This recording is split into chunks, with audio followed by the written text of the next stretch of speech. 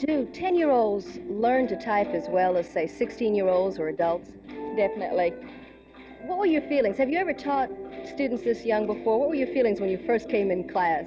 This is my first time to teach the younger group, and I didn't know how it would work out. I really had my doubts at first, but after the first 2 or 3 days, I could see that they were going to be as good as a high school student. They can learn as well, and we've covered as much material as we should have covered now.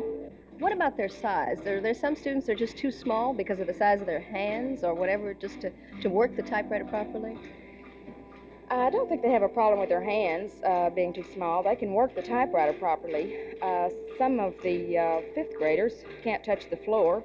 Their feet won't touch the floor, so we have a new technique of swinging your feet back and forth. It's not exactly orthodox typing. No. After about 5 weeks, how fast and accurately can these students type?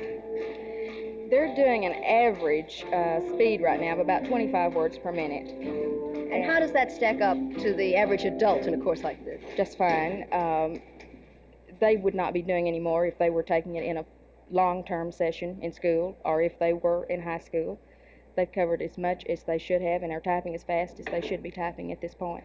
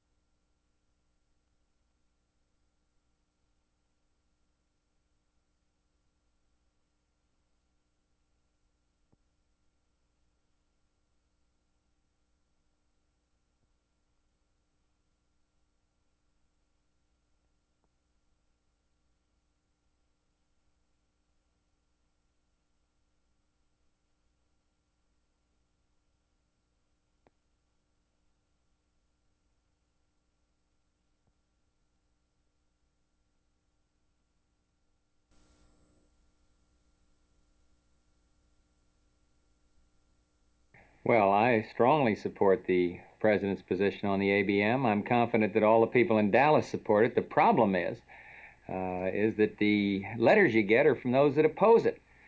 I looked at the poll, a national poll, the opinion research poll. It shows that 84% of the people support the president because they feel, as I do, that this country can't afford to be weak and that we don't dare gamble on what the Russians are going to do. This is a defense. I don't see how these people can say this is escalating the nuclear war. It's purely defense. And so I feel strongly that we should support the President of the United States. And as he goes to negotiate, he should be negotiating from strength, disarmament. He should not be negotiating from weakness.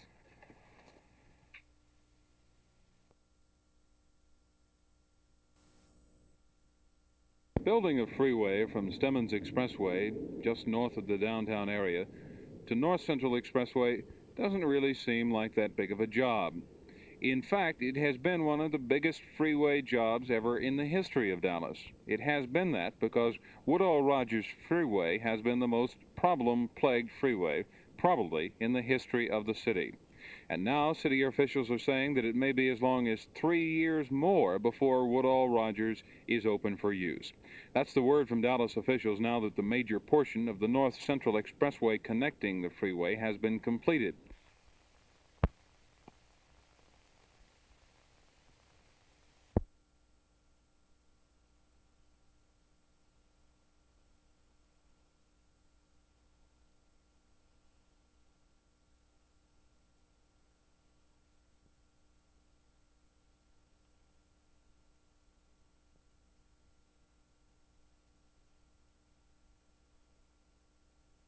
Dallas City and county officials say that the Woodall-Rogers Freeway project is no longer up in the air. Work is progressing, things are being done, and it will be completed, they say. However, they caution the traffic-harried motorists not to expect anything overnight. This is Doug Terry, Channel 8 News.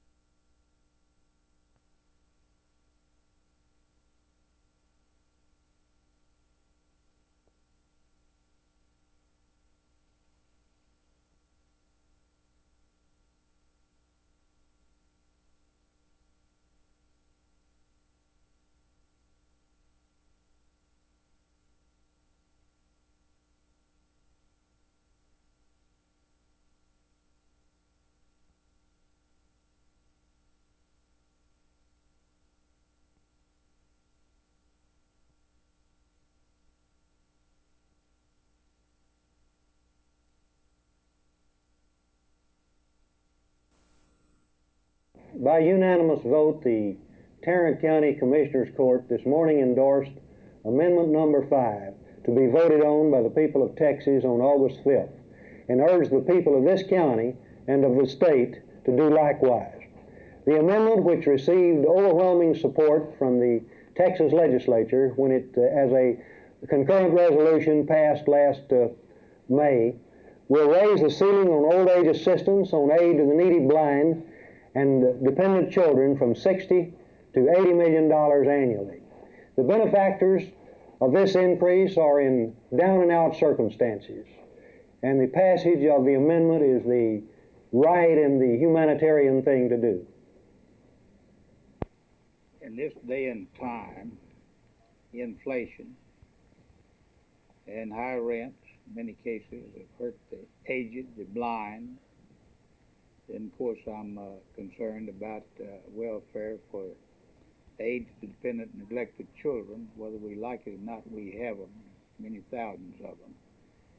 And it's up to us to provide for them. Now, it was turned down the last time, trying to increase it from 60 to 78 million. Why do you think this was turned down by the voters last time? I'm firmly convinced, after talking to many, many people, that our people are tired of the militants.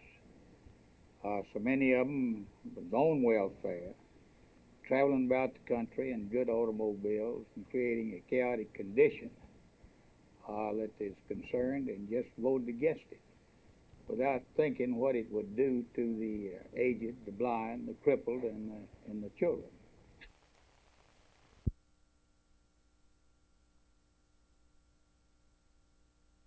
The facts of the matter are you've got to put beans on the plate, and $310 a month won't do it.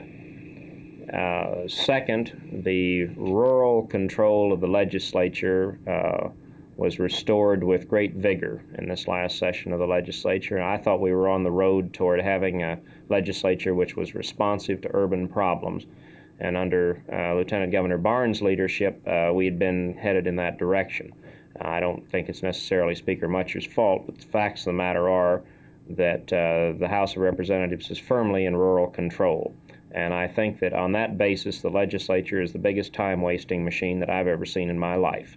Those people, generally speaking, a lot of the rural-oriented committee chairmen don't want to work. They don't want the rest of the legislature to work. They don't know what the problems are, and they don't know how to face them if they did know what they were.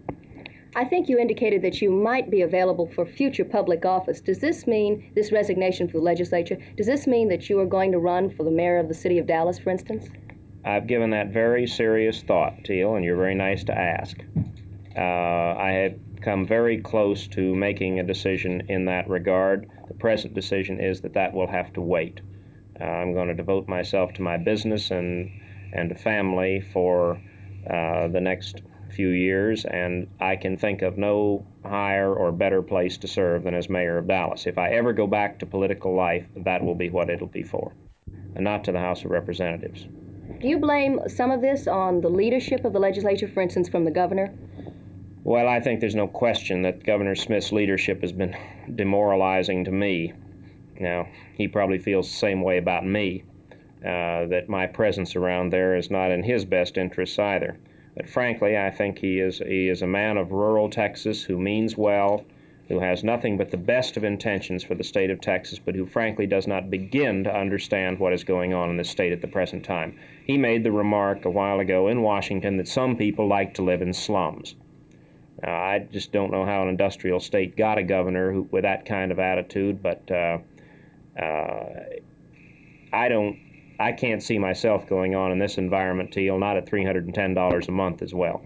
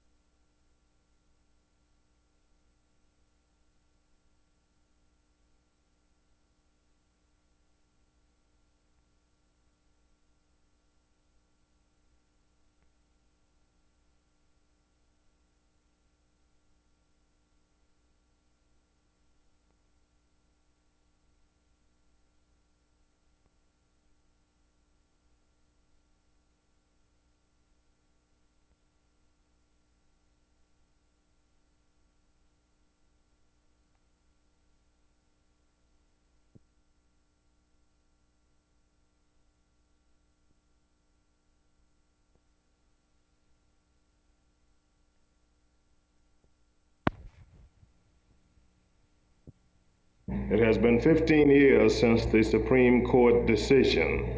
We of the NAACP feel that this is unjust and that it is an excuse to give school administrators time to think up more reasons why they can't desegregate the schools.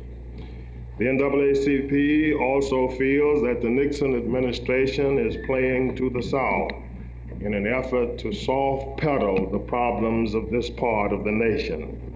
Relative to the Dallas School District, if my memory serves me right, I mean, under the court order, of course, here in September, if the Dallas school system does not proceed with the integration, with the desegregation process, I'm almost positive that there will be some action, because if you remember in the past that I think that the NAACP in this area has had some 3 suits against the Dallas Independent School District. I am inclined to believe, well, Charles Evers himself said the day that news reached the convention of Mr. Nixon's decision through Mr. Finch's office, that what is going to happen? What is going to happen to the black militants, the young blacks, what are they going to say to Roy Wilkins, Charles Evers, and other NAACP workers, those of us who have said that it could be done around the table, that we could come to an agreement? What are they going to say? They're going to say to us that I told you it wouldn't work.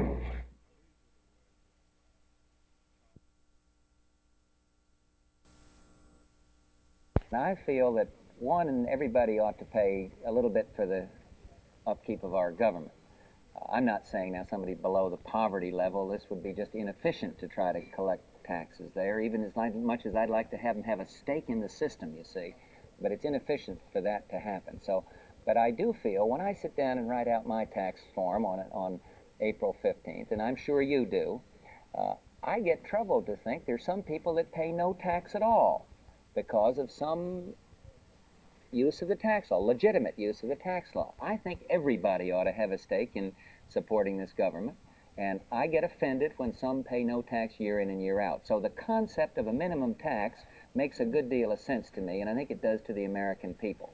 They want fair play. They don't want special treatment, and I don't resent some other guy who is building up our minerals for drilling. He should. These should be provisions that give him certain incentives to take these risks. But everyone should pay some tax. Well, I favor a tax reform bill whose goal is going to be equity in taxation, not increasing revenue. There are some unfair things in the tax system. The foundations have gone in on special voter registration drives to influence legislation at the taxpayer's expense, you might say.